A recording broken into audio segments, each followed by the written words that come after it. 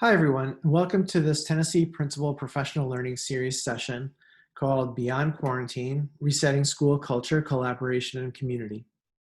My name is Matthew Clifford, and I'm a principal researcher at American Institutes for Research. After teaching and leading schools for about 10 years, I've spent the past 15 years studying conditions for school leadership by examining how principals are identified, supported, and evaluated to improve their schools, and also what happens in schools to make them more effective and change more rapidly. In this session, Rashida Morgan from Education First and I will introduce a framework for resetting schools, which we hope will be helpful to you in your school planning over the summer. This session focuses on rebuilding relationships and systems with educators and community members in the new year, so that you can enter the fall prepared for the unexpected and to respond to students' learning and developmental needs. Jim McIntyre just asked you to complete a short poll about your school's responses to the shutdowns associated with COVID-19. The poll information should be displayed on your screen just to the right. We completed a similar poll with 96 principals in another state. And we found that the majority of principals believe their schools responded quickly to the shutdowns, but that teaching and learning, which are really core functions to what we do in schools, were challenged. And specifically, we were challenged to respond equitably to all students' learning needs. About 35% of the survey respondents, all principals, did not fully launch e-learning for their students. And so they expected that there would be disruptions in student learning as a result. And 33% offered that the same learning to all students, regardless of their developmental context. So that's the bar that shows that e-learning was provided without differentiation or personalization. And what they said was that under normal circumstances, they were able to differentiate and personalize learning, but under the new situation, they were unable to do so. In 9% of the schools, principals told us that they were able to tailor learning to students' needs by personalizing and differentiating it, even when e-learning was occurring. They found a way to make it happen and work outside the parameters posed by school closures. So this raises a question for us. What is happening in these 9% of schools? What is the principal doing here that allowed the schools to pivot quickly to a new learning environment?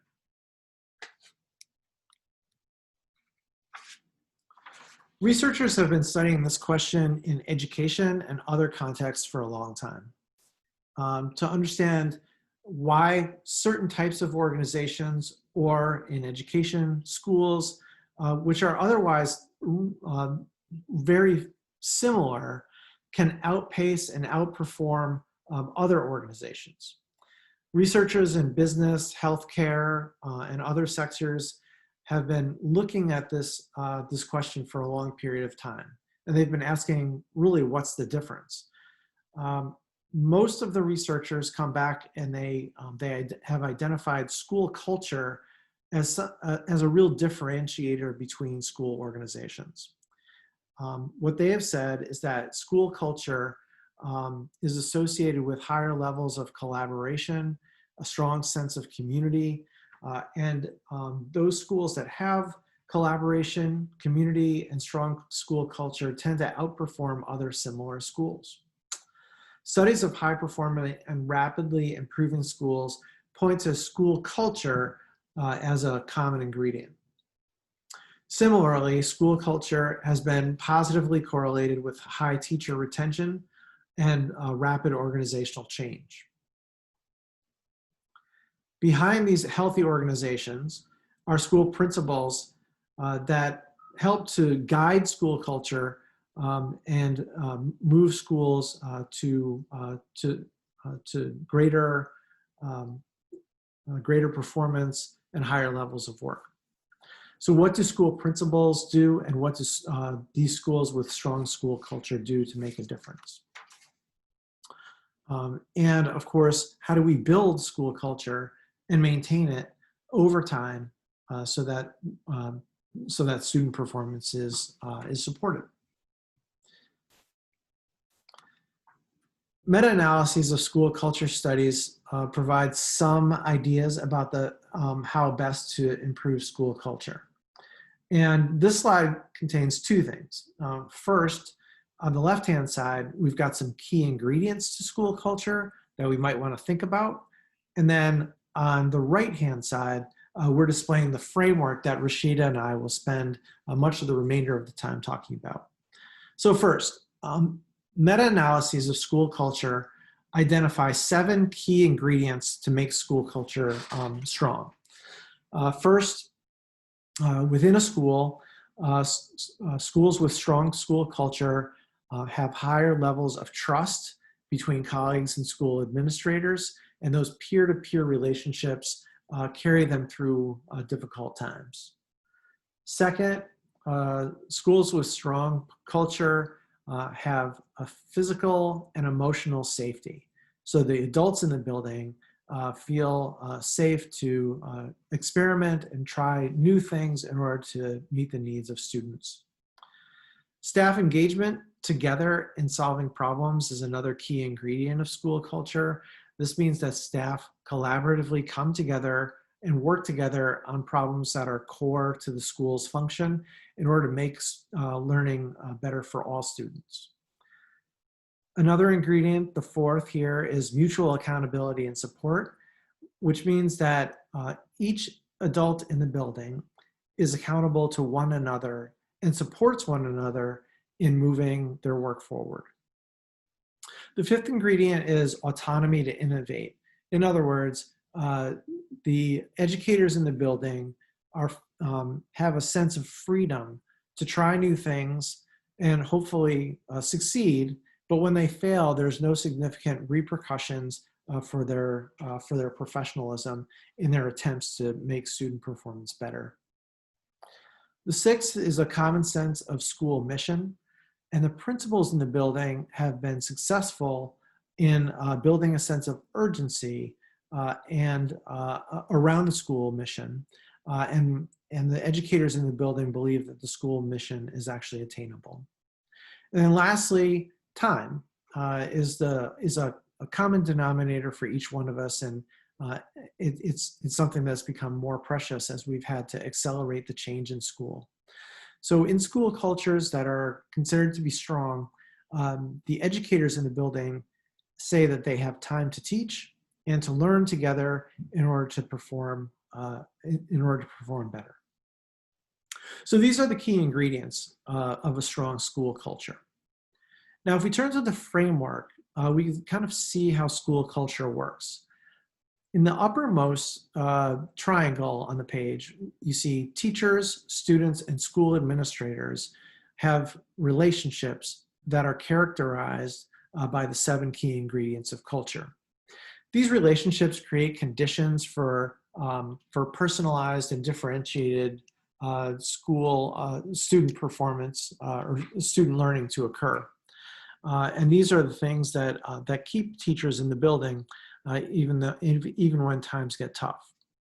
School principals have everything to do with these relationships, and oftentimes you're intimately involved with the teachers and students in creating positive relationships between all 3. School principals also affect the supports in the building. And by supports, we mean the conditions for teaching and learning to occur. These conditions have 3 pieces to them. One is routines, the second one is capacities, and the third we call structures. By routines, we mean the traditions, celebrations, ways of working within schools that might include the ways that decisions are made or the level of collaboration between teachers in the building. By capacities, we mean the amount of time, the types of talent, the amount of resources in a school that are available to support teachers' work and students' work. And then lastly are the structures. Structures are the policies, finances, and the organizational structure that creates relationships in order to get work done. The routines, capacities, and structures within the organization are the levers that you as principals can pull to affect the school culture, bring about greater trust and mutual accountability, for example. During the period of school closures, many of the routines, capacities, and structures were disrupted because our work has been dependent on face-to-face interactions every day.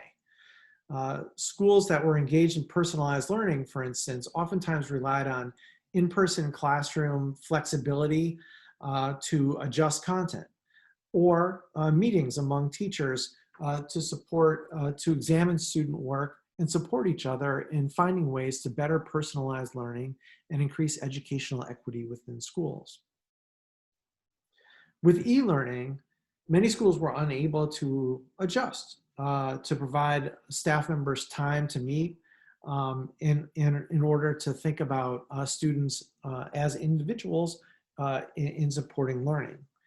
And maybe your school was different, but many schools struggled with this that I know of. And in part, the struggle was because we were pushed into an online environment, and our schools were responding to the urgent needs of students, their families, and communities. But as we're thinking about restarting and resetting school culture, the question is, what are the things that we can do to put a strong school culture in place?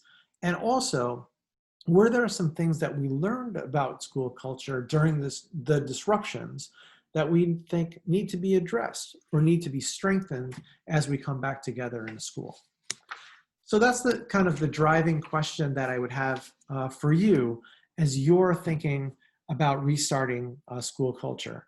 How can we, as principals, restart school culture to improve differentiation and personalization for students during these uncertain times? And also, how can we be better positioned so that if school closures occur again, we can be more successful in supporting students? So in the next section, I'll talk a little bit about some thinking that national organizations have done around the structures related to restarting school culture. And then Rashida will say a little bit about routines and capacities for collaboration.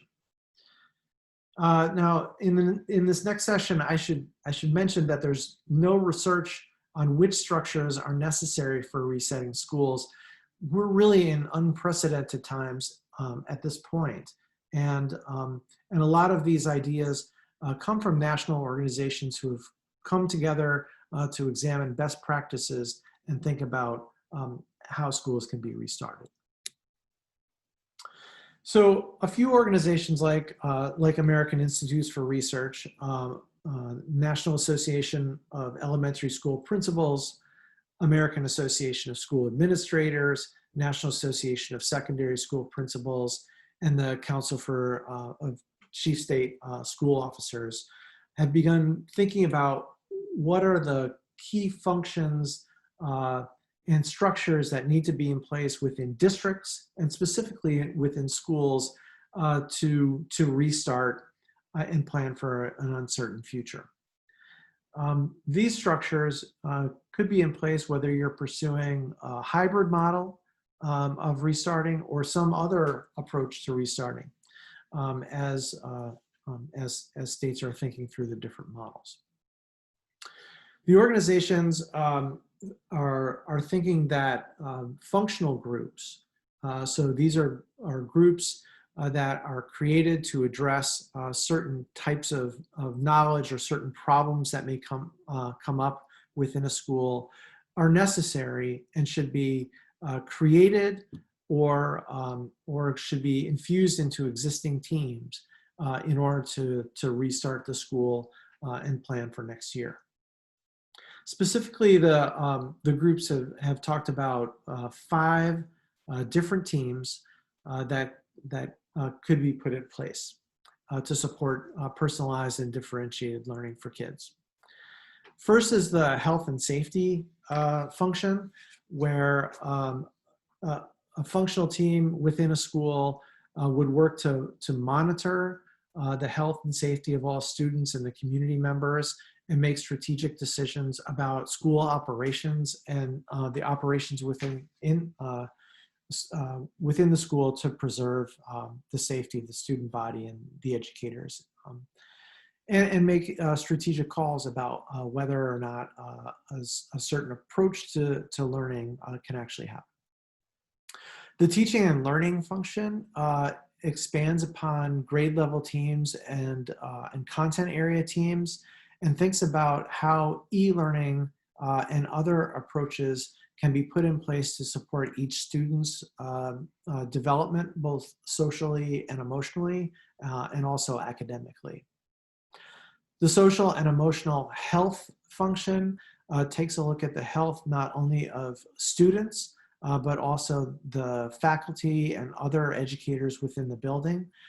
Thinks about programming that and tiered support that may be necessary for both faculty members and students in an online and an in-person environment.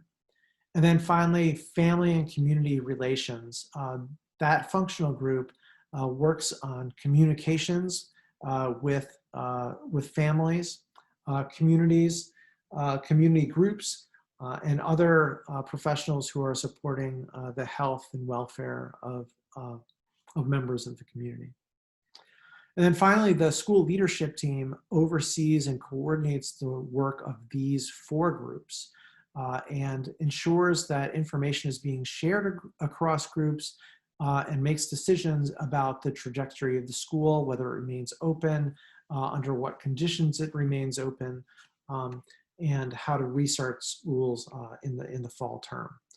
So these 5 teams are considered to be really important to the work of schools as you're moving into the fall, and may provide a structure for decision making and for collaboration, so that each educator in the building understands and is engaged in supporting the school and restarting. Each of the teams takes up important decisions and questions, which are displayed here on the screen, and hopefully will be available to you in your discussion section next. So here we raise up questions related to the functions of each of the teams. And as you can see from these questions, one of the things that each one of the teams does is assesses needs.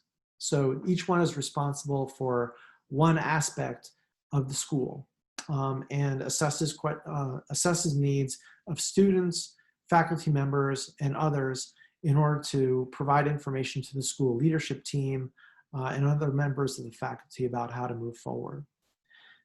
If your functional teams are organized around these needs and considers the supports of the school, you're according to the groups that have put these ideas together, you're on the road to restarting school culture and resetting your school for a healthy fall. So that's a super brief overview of some thoughts from national organizations, but also from research. And so I'm going to transition over to the discussion section so that you can take up some of these ideas and talk about them in smaller groups. So a few questions for discussion are here on the screen, and I think we have 6 to 8 minutes in order to address some of the questions. First, what has helped you to maintain a positive school culture during the period of school closures? You may want to take that up in your group. Secondly, what functional groups do you have in place, and which ones might be developed in order to support school restart? And then how will the teams be coordinated to support problem solving in your school? And how can the teams work to help restart school culture? So thanks for taking a couple minutes to listen to these ideas And we're looking forward to coming back from discussion and learning a little bit more about the routines and capacities of school culture.